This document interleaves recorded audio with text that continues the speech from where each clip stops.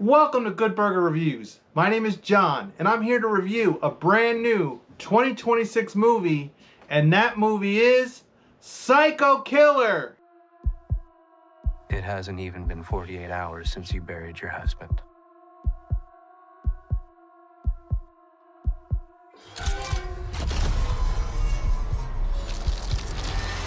What I hope to help you come to grips with, no matter how many times you replay what happened,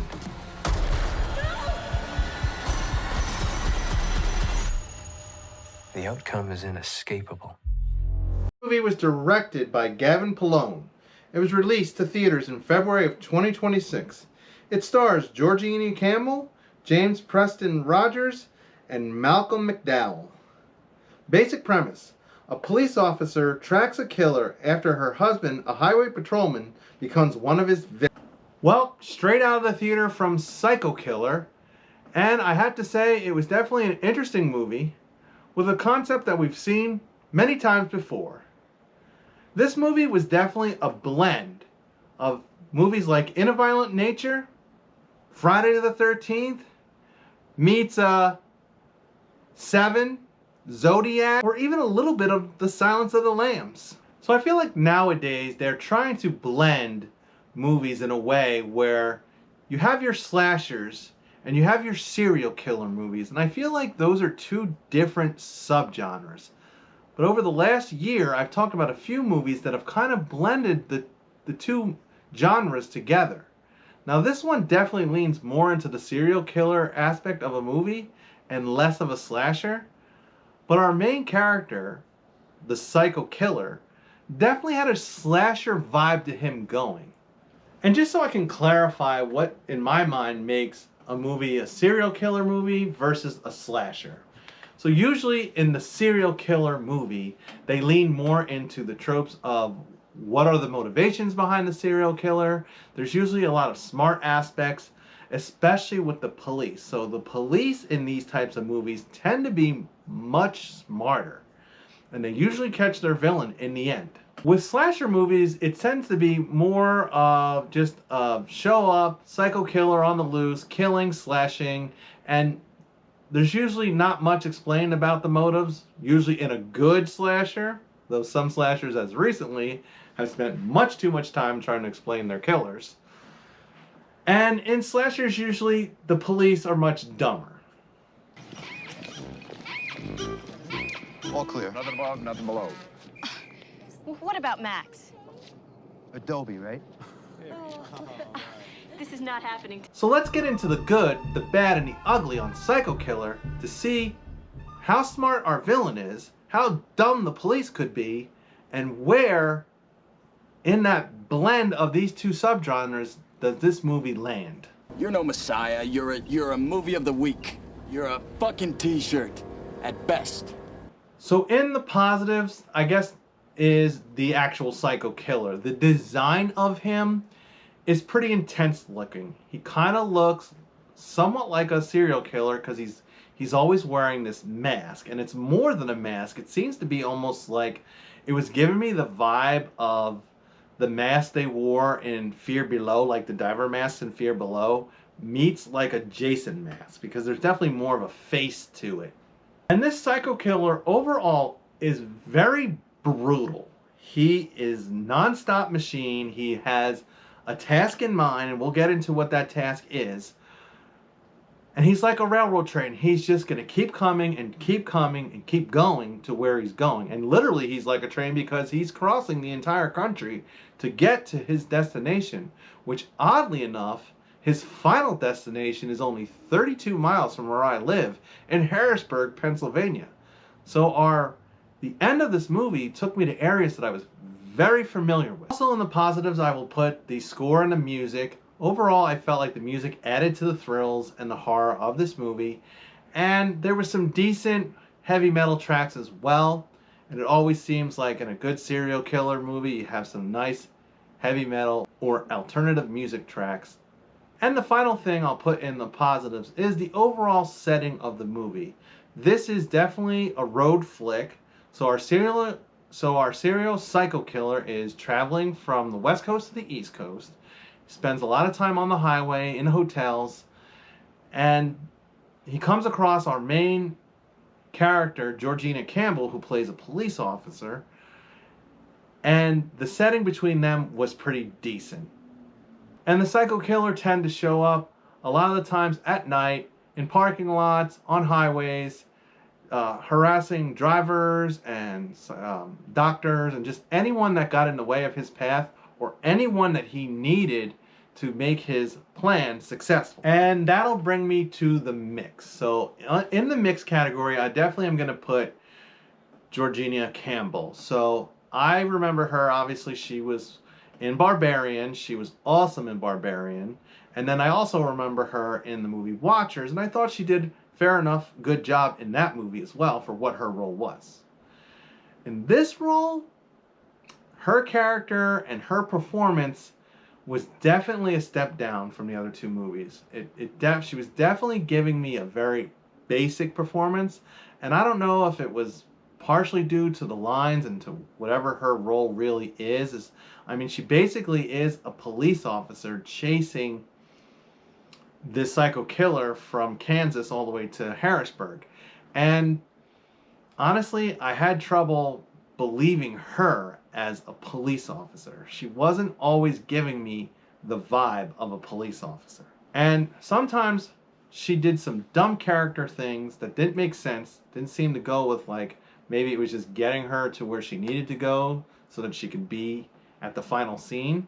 But then there was other times where she really made some smart choices, and she seemed to be ahead of most of the police officers in this movie, which was odd because she basically was a state trooper from Kansas.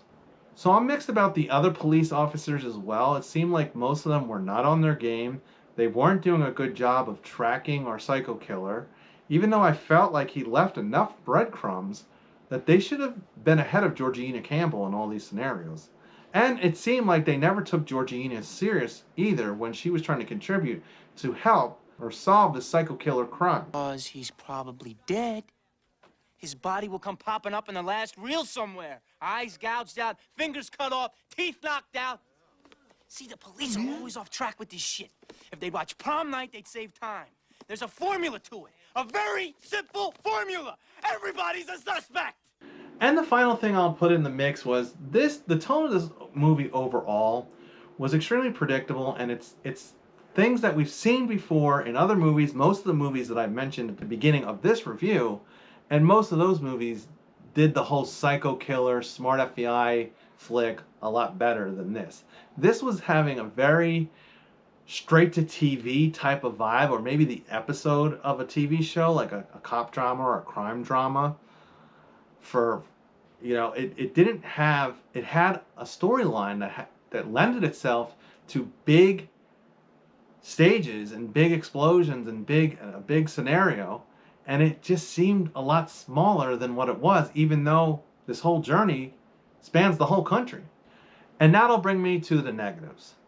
So in the negatives is definitely when I said in a violent nature. So we spent a lot of time with the psycho killer, which took away from some of the tension that usually happens when you're in these types of movies, because you're with him and and the kills in the front were very fast and quick.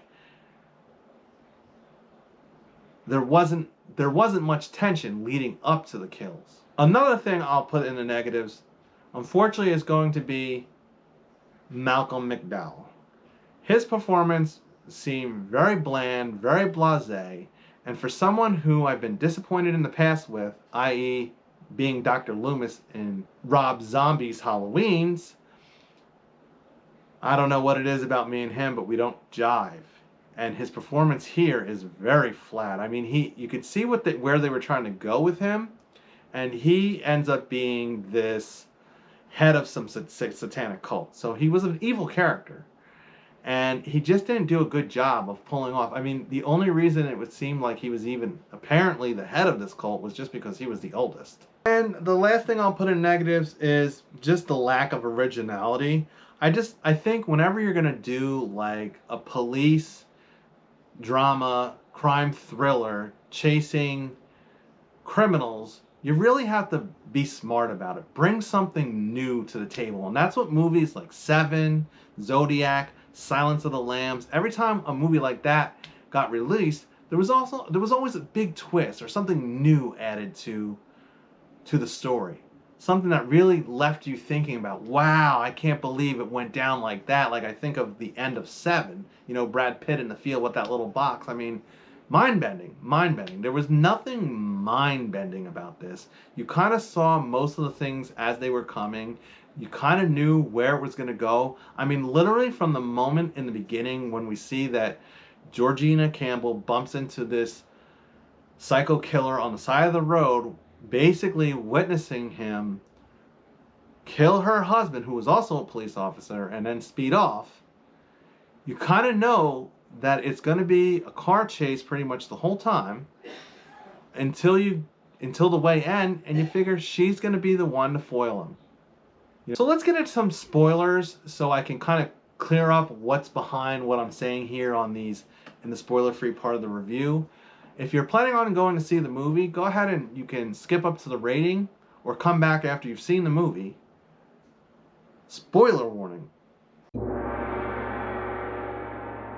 So it's a very simple plot in this one. Georgina Campbell and her husband are state troopers in Kansas, and they pull over this one car, or he pulls over this one car, or really, it wasn't even like he pulled over. The car pulled over itself because the cop got behind him. And he asked for his identification, and then within moments, Georgina is there, and she's checking in on her husband. I don't know why, but she just checks in on him. There was really no reason for her to show up there to be like, are you okay? Because they don't know who they're dealing with yet. And then he says he's fine, because at that point it seemed like a routine vehicle stop. And then within moments of her leaving, or about to leave, the psycho killer decides to kill him and speed off. Not kill her, just him. So they show her going through like mandated police therapy, which is usually what happens when police officers have trauma on the job. They get mandated therapy, and she's not about it. She hates the therapist. She basically is sitting there because she has to. She has her hour, and then she says, you know what, screw this. She's going to do something about the fact that this psycho killer killed her husband. I want to marry, Murtaugh. I'm not or your mother, maybe. Or how about Nelson Mandela? Nelson There's Mandela, one. for You know, God's something to ridicule me, Riggs. Something to get a rise out of me. Listen carefully. I'm not stupid. And my time is reserved for police officers with real needs and real problems. Have you got that? Have you? Can you run it by me again? No. And you know what? I don't like you. She had some leave built up, or, you know, leave associated with the trauma, whatever the reason is. She decides that she's going to take 2 weeks off, and in this free time that she should be just repairing herself and getting herself back to straight so she can be a police officer again, no, she decides that she's going to seek out this psycho killer because, one, she wants revenge for killing her husband, but for two, there is also some noble motives here because she doesn't want to see this psycho killer killing more people. So there's this standout kill in the middle of the movie where he goes to a church and he goes into a confessional with a priest and sucks the blood out of the priest. And it just reminded me of the movie Dracula, where he was sucking numb blood and got real young real fast. It was an intense scene, and it comes into play later at the end of the movie. So it doesn't take her long to catch up with people in the couple neighboring states over in Illinois, where the FBI is chasing this psycho serial killer. And she tries to basically join in and say, can I tag along? And they shut her down real fast and hard. And this is where I thought there was a character that was brought in, a male character, this FBI head, which shuts her down, but then after he shuts her down, you never hear from him again. However, one of his associates, and it was very obvious throughout the scene, there was this girl associate, Officer Collins, or FBI Collins. I forget the first name. I think it was Rebecca Collins. It's such a generic. The name sounded like a first grade school teacher, like Becky Collins. Okay, but she's the FBI she meets up with Georgina afterwards, and she puts her whole neck on the line and gets her up to speed with what they know about our psycho killer. And the only thing that they really know about him is that he's somehow been leaving traces that he's part of the satanic cult. Upside down crosses, satanic codes, satanic blood, satanic Bible, you know, all the typical tropes for anyone who's in the occult. And honestly, it seemed like as they were talking to each other about what was going on, Georgina Campbell, she pretty much knew most of it. So I think this officer just gave her just enough to get her to where she needed to go next. And where was that? Somewhere in Ohio and West Virginia, where then she meets up with our psycho killer. So somehow, I think she was a little bit smart, but I also think she was a little bit lucky. She finds him in a Bates Motel looking hotel, something right out of Joyride or Vacancy. And she figures it out pretty fast because she goes into this one. She was checking a few hotels, but then she gets to this one and she's asking, did anyone check in alone?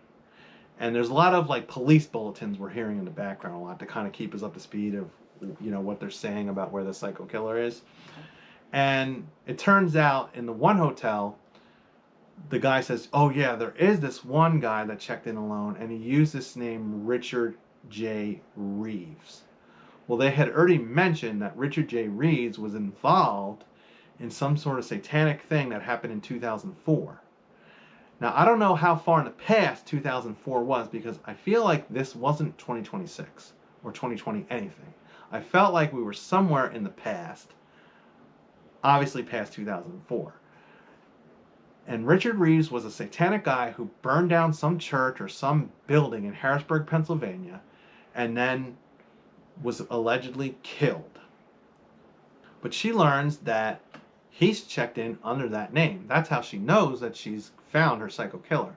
She busts into his room, and they have a quick battle, and he throws her out the window and doesn't kill her. And I thought, he didn't kill her when he killed the husband. He didn't kill her at their hospital. I'm like, why is he not killing her? And I think, well, if he kills her, because he's killed everyone else.